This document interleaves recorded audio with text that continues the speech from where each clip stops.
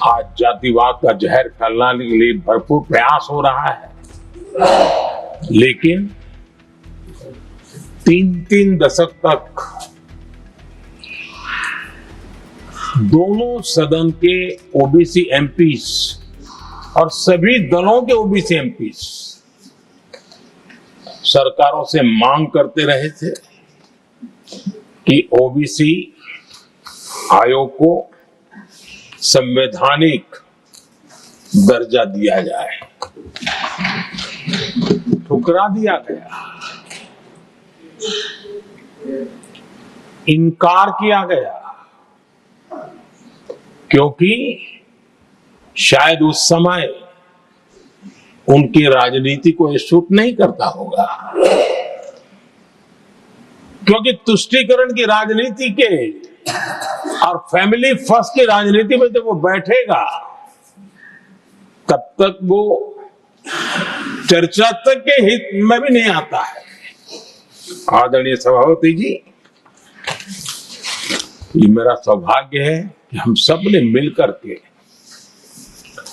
3 दशक से मेरे ओबीसी समाज ने जिस बात के लिए मांगे की, आशाएं रखी, जिसको निराश करके रखा गया था, हमने आकर के इस आयोग को संवैधानिक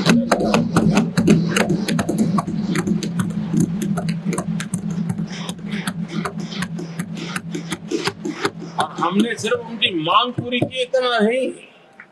हमारे लिए उनका मान सम्मान भी उतना ही महत्वपूर्ण है, क्योंकि देश के 140 करोड़ देशवासियों को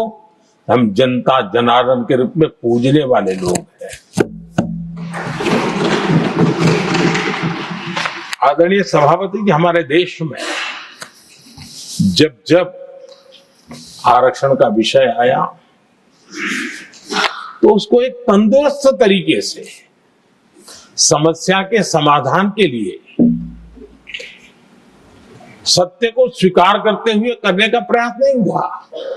हर चीज में देश में विभाजन कैसे हो, तनाव कैसे पैदा हो, एक दूसरे के खिलाफ दुश्मनी कैसे पैदा हो, वही तरीके अपनाए गए। देश आजाद होने के बाद जब जब ये प्रयास हुए हैं, इसी तरीके से हुए हैं। पहली बार हमारी सरकार ने एक ऐसा मॉडल दिया और सबका साथ सबका विकास के मंत्र की प्रेरणा से दिया कि हमने सामान्य वर्ग के गरीब को 10% आरक्षण दिया, बिना तनाव के, बिना किसी का छीन करके। और जब ये निर्णय किया तो एससी समुदाय ने भी उसको स्वागत किया, एसटी समुदाय ने भी स्वागत किया, ओबीसी समुदाय ने भी स्वागत किया। किसी को भी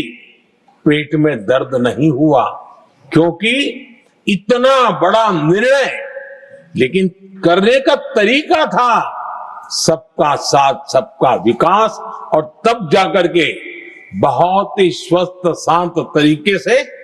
पूरे राष्ट्र ने इस बात को स्वीकार किया।